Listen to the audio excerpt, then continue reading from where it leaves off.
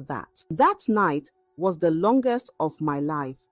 I barely slept, my mind racing with thoughts of what would happen when Auntie Bimpy arrived. I imagined her standing in front of my family, telling them about my past, exposing the secrets I had kept hidden for so long. I felt trapped, with no way to escape the disaster that was looming. When morning finally arrived, a heavy sense of dread settled over me. I knew what was coming, and I felt powerless to stop it. Auntie Bimpe arrived in the village just as expected. As soon as she stepped out of her car and saw me standing beside Mr. Kuti, I could see the fury in her eyes. She knew what I had done, and she wasn't going to let me get away with it. The village square was filled with people, my uncles, my aunts, my cousins, and even neighbors who had come to witness the meeting. My heart sank as I realized that this wasn't just a private confrontation, it was going to be a public spectacle. My uncle, who had always been the voice of reason in our family, addressed Auntie Bimpy with respect. "Auntie Bimpy," he began, "we have gathered here today to discuss the union between Tabitha and Mr. Kuti. We value your opinion, as you were the one who took her to the city and helped her find a new life." Auntie Bimpy let out a deep sigh, as if she were pondering something very serious. Then she stood up slowly and spoke in a voice loud enough for everyone to hear. "No," she said, shaking her head. "This union cannot happen. I'm against it." There was a murmur of confusion among my relatives, and Mr. Kuti looked puzzled.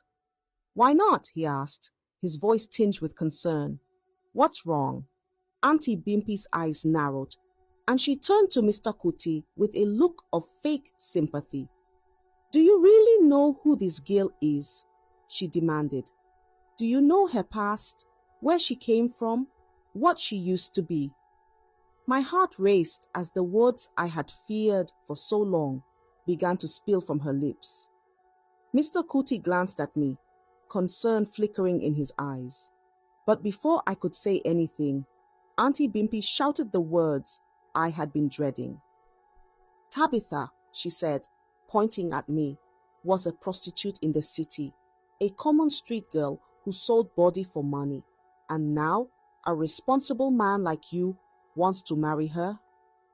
Gasps filled the air, and I felt the ground beneath me sway.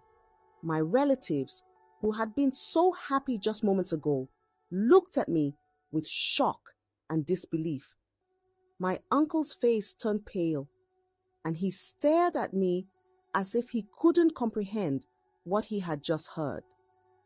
Tears welled up in my eyes, but I couldn't cry. I couldn't move. I was frozen in place, every muscle in my body tense as I waited for Mr. Kuti's reaction. This was the moment I had feared the most, the moment when my past would come crashing down around me, destroying everything I had worked so hard to build. Mr. Kuti stood there, silent and still, his expression unreadable. The entire village seemed to be holding its breath, waiting to see what he would say, what he would do. And in that silence, I felt more alone than I had ever felt in my entire life. At that moment, it felt like the world had collapsed around me.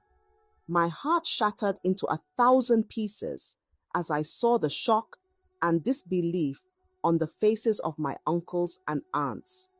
They all turned to me, their eyes wide with questions and confusion. "Is it true, Tabitha?" one of my uncles asked, his voice trembling. I couldn't lie to them. Not now, not anymore. I nodded, my voice barely a whisper. "Yes, it's true," I admitted, feeling the weight of my confession pressing down on me. But before I could explain further, Mr. Kuti stood up, his presence commanding the attention of everyone in the square. He looked calm, resolute, and I saw a strength in him that I hadn't fully understood before. I already knew, he said, his voice steady and clear. The silence that followed was deafening. Everyone, including Auntie Bimpy, was stunned. I could see the confusion on their faces, the way they struggled to understand what was happening. Mr. Kuti turned to my family, his expression gentle but firm. Tabitha told me everything, he continued.